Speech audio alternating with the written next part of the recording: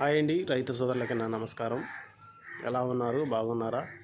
మీరందరూ బాగుండాలని ఆ దేవుని కోరుకుంటున్నానండి. ఈరోజు వీడియో వచ్చేసి మా గ్రామంలో చౌకచెల్ల గ్రామంలో రాత్రి 9 గంటలకి ప్రాంతంలో ఒక గిడ్డం అయితే తగలబడిపోయింది ఫ్రెండ్స్. ఆ రైతు ఎంత కష్టపడి ఆ గిడ్డం వేసాడో వీడియోలో అయితే మీకైతే చూపిస్తాను. వీడియో లాస్ట్ వరకు చూడండి ఫ్రెండ్స్.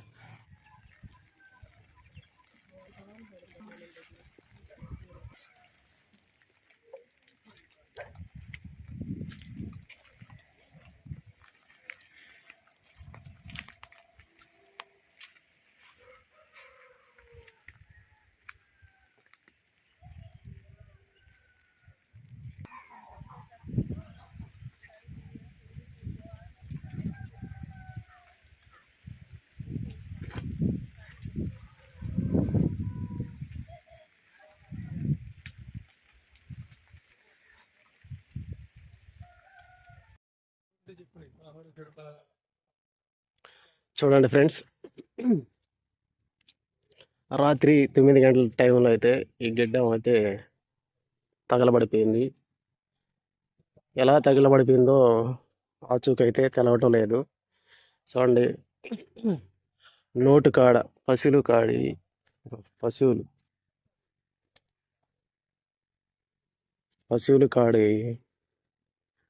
మేత చూడండి ఎలా తగలబడిపోయింది.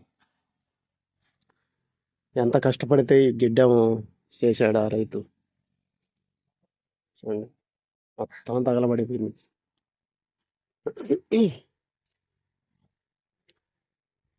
రాత్రి 9 గంటల టైంలో ఫ్రెండ్స్.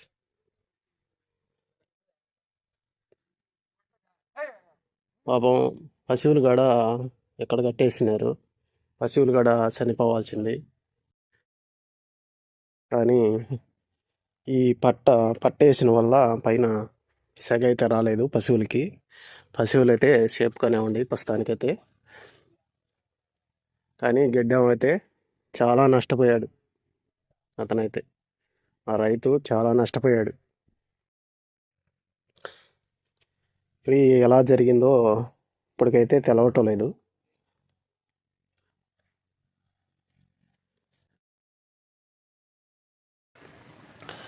గిడ్డి చూడండి మొత్తం బూడిదైపోయింది. పశువుల కాడ మేత శుద్ధంగా బూడిదైపోయింది. ఒక్క మోపు కాడ మిగలలేదు ఫ్రెండ్స్.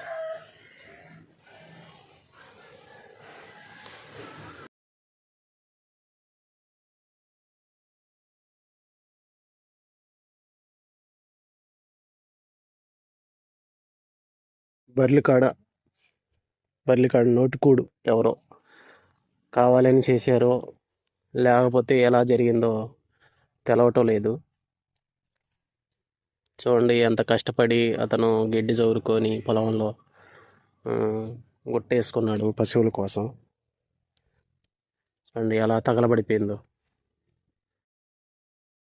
ఒక్క మోపుగడ మిగలలేదు ఫ్రెండ్స్. మొత్తం తగలబడిపోయింది. ఇప్పుడు వర్షాకాలం కాబట్టి గడ్డి అయితే ఎక్కడా దొరకదు, ఎండుగడ్డి.